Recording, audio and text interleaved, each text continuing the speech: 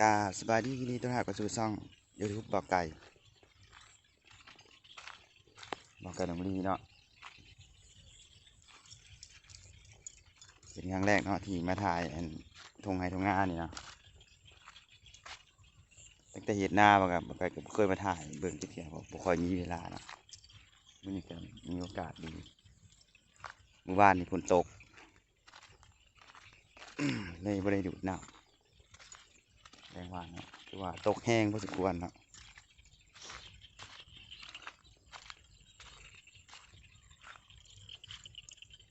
ได้น้ำได้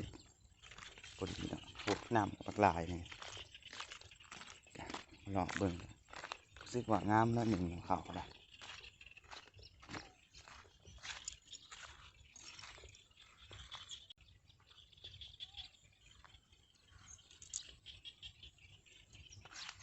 เป็นข้าวพายเนาะมองขี้ไล่มองงามเนาะมองได้ปุ๋ยหน่อยปุ๋ยลายปุ๋ยทั่วถึงอันนี้ก็เป็นข้าวดำ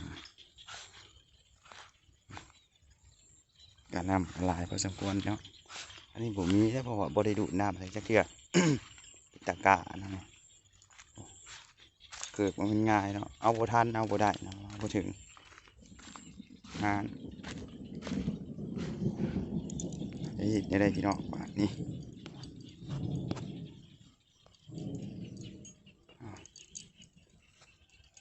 ปากห้องเอาบ้าน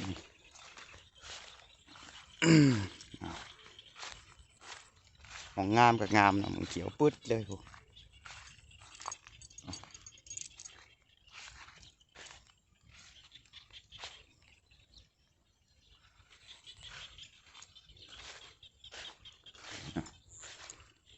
ลงใหม่ปะเนาะเอามือว่านี่ก็มาเก็บขึ้นในงานใหม่ต้องใช้ลงใหม่แล้ว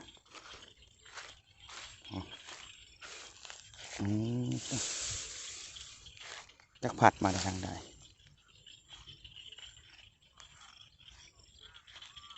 เออมองขี้ไล่มันก็งามได้มันได้น้ำผลมันนี่ฮะ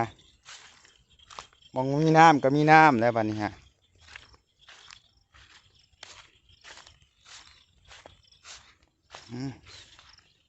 เก็บไปเบิ้งเนาะบ่เคยเห็นหน้าได้คืออะไรแซงบ่เคยเห็นได้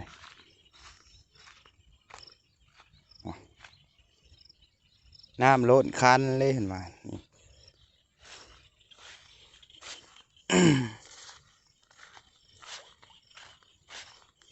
น้ำล้นคันเลยเนาะตามปกติแล้วอันนี้ฮะอ่างน้ำน่ะสีน้ำเส้นสีล้นใส่กันเลยเนาะอันนี้ยังอยู่เนาะเดี๋ยวโอ้ยตกซ้ำอีกจังหน่อยเนาะวิธีขาดกับตกซ้ำเนาะ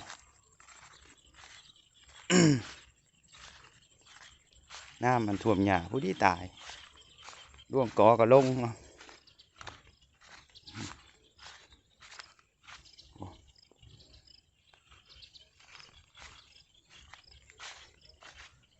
โปตกคอดีวันตา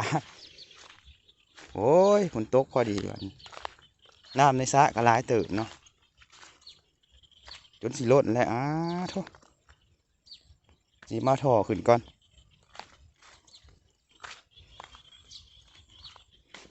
จังหน่อยสิได้งมพี่น้องเอ้ยโอ้ยบาดนี่คือบุคืนดึงท่อบุคืน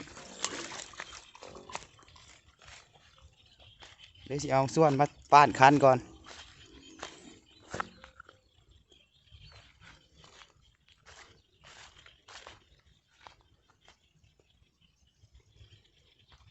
ฝนกะตกเลยได้พี่น้องเอ้ย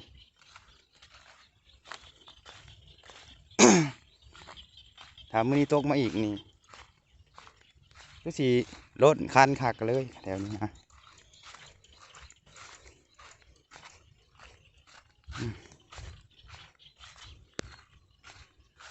อุกน้ำอยู่เนาะพอดีฝนตกมาหายพอดีเนาะโอ้ยมีแห้งขนาดนี้พอ ว่าสิได้ประหยัดค่าใช้จ่ายเนาะเพราะว่าใส่รถปั่นดูดน้ำบาดาลขึ้นมาเนาะว่าได้ใส่น้ำสลับประทานน้ำมันใส่จักรปั่นน้ำบาดาลขึ้นมาเห็ดนาแซงก็เลยอยากปวดหัวนิดนึงเนาะเอาว่าสับโบราณ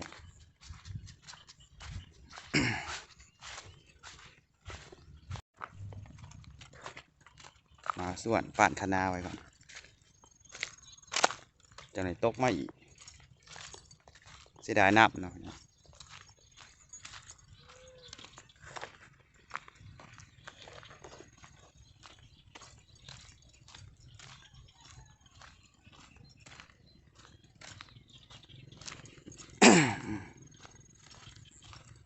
เริ่มมาเลยดิแง่ๆมาแล้วมีจักสิแห้งแห้งเนาะ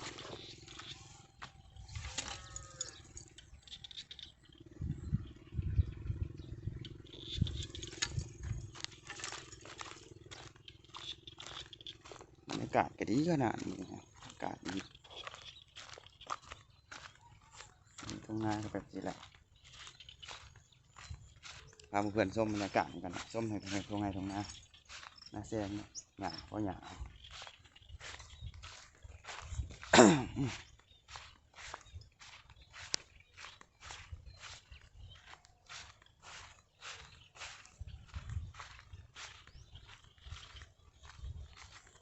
งามเป็นโดนเอาไป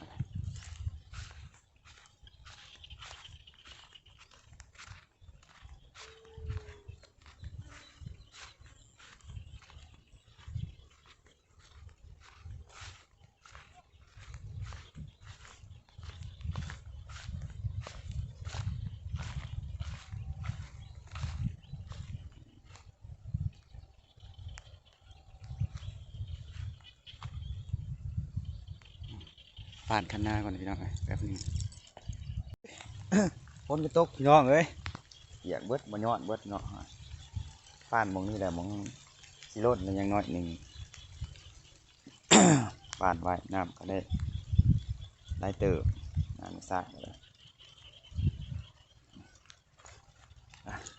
เมื่อแล้วเปียกละฝนตกแดด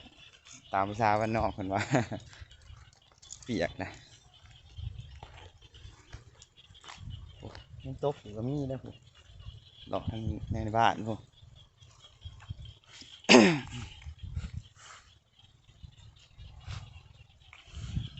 ตกแห้งกันได้เนาะอยากไปเลย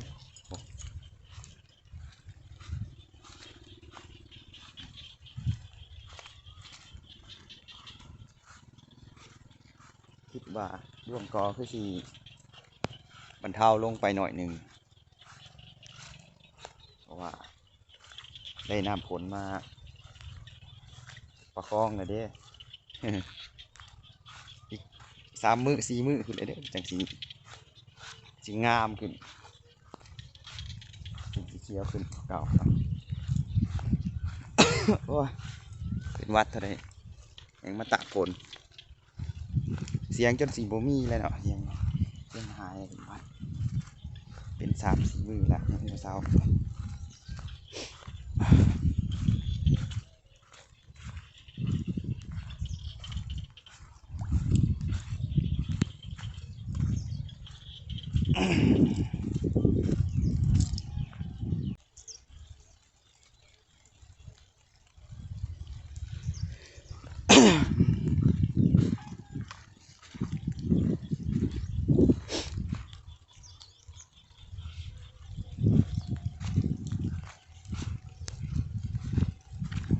อันหญ้าน้ำนี่หลายเนาะซับออกอะไรยังคืนคือเก่าอีก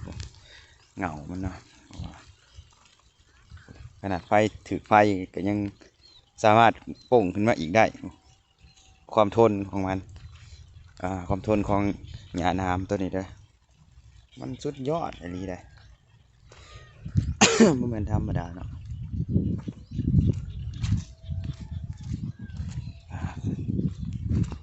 โจมตีนแล้ววันนี้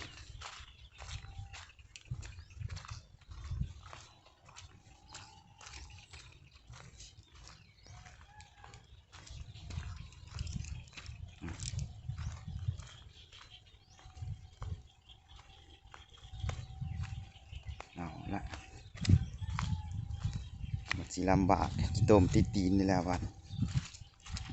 ดินทามเนาะ โอ้ยอันไฟสายไฟนี่เพิ่นต่อมาล่อแมงไหม้เด้อเนี่ยสายไฟนี่เนี่ยเสียวขนาดเอาไก่มากกับเสียวให้ไงพามาเบิ่งบาดาลสร้างบาดาลที่ใส่ดูดน้ำยังอยู่อยู่บ่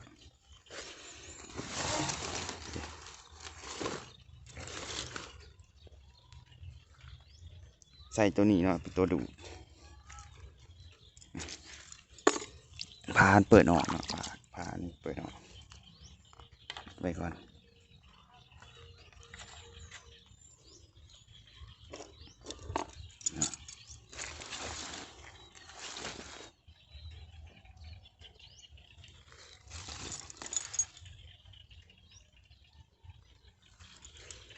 ใส่น้ำจากนี่แหละเปิดปิวเลยเนาะอันห่านมุงลบห่านมุงรถเอานี่ต้องมันหักเลยเนาะ ไม่หักออกเลยความแห้งของลมไม่หักนะ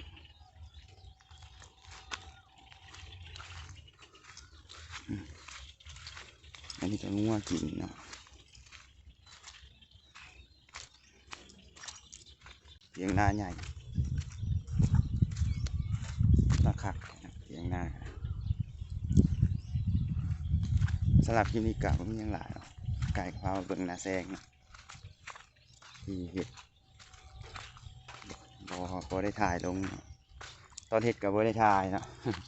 เห็ดผู้เดียว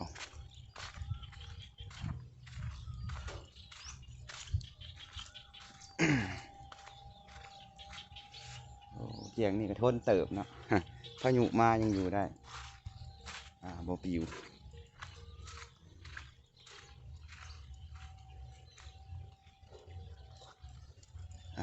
จบคลิปไปแบบนี้เนาะการได้การคอไฟเด้อที่นี่ก็จะมีอย่างหลายเนาะฝากผมขึ้น14หรือว่าพี่น้องมาส้มกันกดแชร์กดไลค์กดคอมเมนต์เป็นกำลังใจให้เบาไก่คลิปต่อไปนั่นเด้อบ๊ายบายขอบใจ